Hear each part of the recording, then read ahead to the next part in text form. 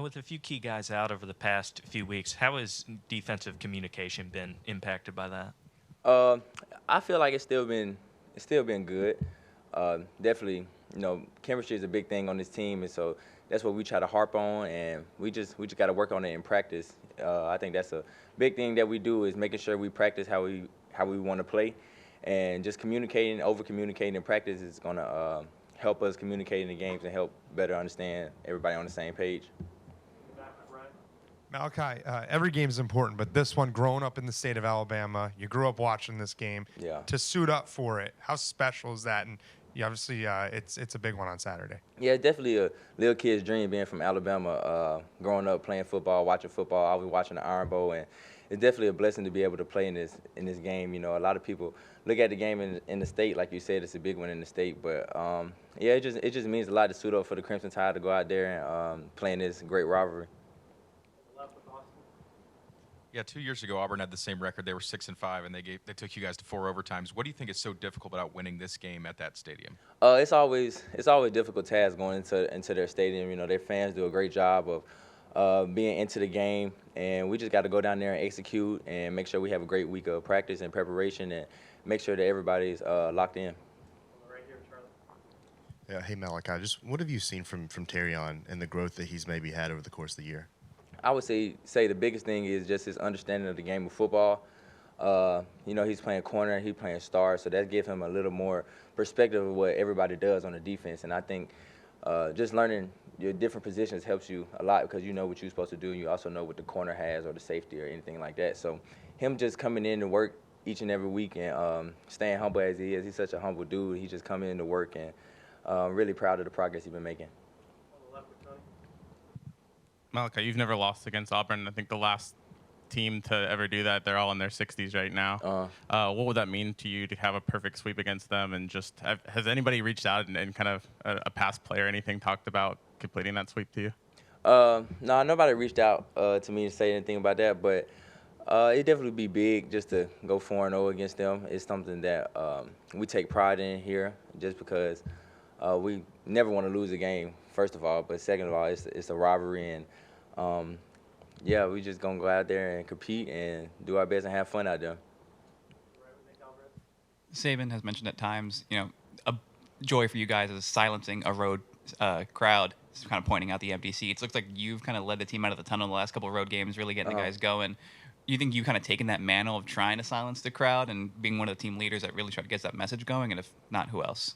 Yeah, I would say all of our leaders on the leadership team and just in all the whole team. Matter of fact, that's our goal when we go on the road, and we know it's not going to be hard, but we always harp on play for 60 minutes, don't look at the scoreboard, and everything going to take care of itself. So I feel like when we on the road playing, we don't really think like, we need to empty the stadium. We just go out there and play to the Bama standard, and then we look up at the end of the game and it's empty. So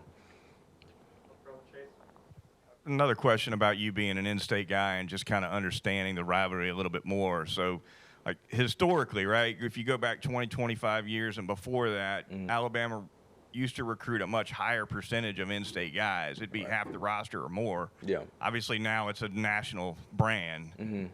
So, with you and not too many others understanding the rivalry, do you feel any kind of a responsibility to educate the rest of the locker room on it? Yeah.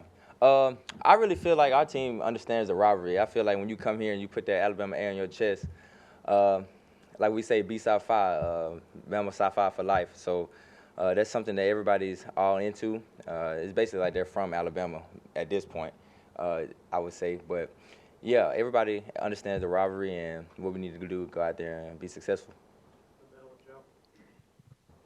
Malachi, can you talk about what Tavares Robinson has done for the defense and how he helps prepare you guys week in and week out? And more specifically, are y'all giving him any trash talking given that he went to Auburn? Oh yeah, definitely. That's definitely coming this week. But yeah, T-Rod, he been doing a great job. He never let us get too high on ourselves. Like he always coaching us hard and always telling us that we can do this better or this better. But he's also our biggest cheerleader, and I think the biggest thing that he's done is he's helped us learn a lot of offensive concepts, offensive formations, how the offense is going to attack you, getting extra work with our technique, coaching us up on our technique, just being a really good overall coach for us. And yeah, we enjoy T-Rob a lot, but we definitely going to be trash talking him this week, the whole week. You going to bring back the Crimson Crane this week? Does anybody remember that from 2 years ago? Yeah, we remember it. We might. We just have to see how the game goes.